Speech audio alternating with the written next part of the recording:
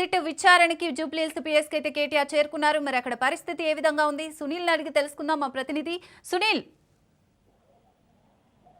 KTR కొట్టేట్టుగా Jubilee Hills police station ఏర్పాటు చేసినటువంటి SIT కార్యాలయం ముందు విచారణకు హాజరయ్యారు. ప్రస్తుతం సిట్ కార్యాలయానికి లోపలికి జూబ్లీహిల్స్ పోలీస్ స్టేషన్ లోపలికి కేటీఆర్ వెళ్ళిపోయడం జరిగింది.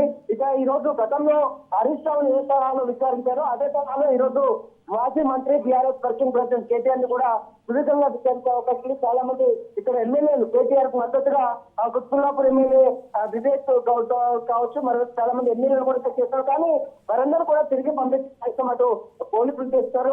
పోలీస్ స్టేషన్ పరిధిలో భారీగా అటు పోలీసులు మోహరించారు. ఇవన్నీ కూడా ఏ ఒక్క బీఆర్ఎస్ కార్యకర్తలు కూడా ఉంచకుండా వారందరినీ కూడా ఇక్కడ నుంచి పంపిస్తున్నారు. పరిస్థితి మాత్రం మనం జూబ్లీహిల్స్ పోలీస్ స్టేషన్ లో మాత్రం చోటు చేస్తూ చెప్పచ్చు. ప్రస్తుతమైతే కేటీఆర్ మాత్రం లోపలికి వెళ్ళారు. జూబ్లీహిల్స్ పోలీస్ స్టేషన్ లో ఏర్పాటు చేసినటువంటి సిట్ అధికారుల ముందు విచారణకు హాజరు కావడం మరికాసేపటి విచారణ కూడా ప్రారంభమవుతుంది. ముఖ్యంగా గతంలో అరెస్ట్ అయినటువంటి ప్రణీత్ రావు కావచ్చు, ఇదే కేసులో ఫోన్ ట్యాపింగ్ కేసులో మొట్టమొదటిసారిగా అరెస్ట్ అయినటువంటి ప్రణీత్ రావు కావచ్చు, భుజంగరావు కావచ్చు, తిరుపతన్న కావచ్చు, అదేవిధంగా రాధాకృష్ణ రావు కావచ్చు, వీరు ఇచ్చినటువంటి స్టేట్మెంట్ తో పాటు ఇటీవల అరెస్ట్ అయినటువంటి శ్రవణ్ రావు తో పాటు మరోవైపు ఎస్ఐబీ చీఫ్ ప్రభాకర్ రావు ఇచ్చినటువంటి స్టేట్మెంట్ ని గుర్తు చేసుకొని ఈరోజు మాజీ మంత్రి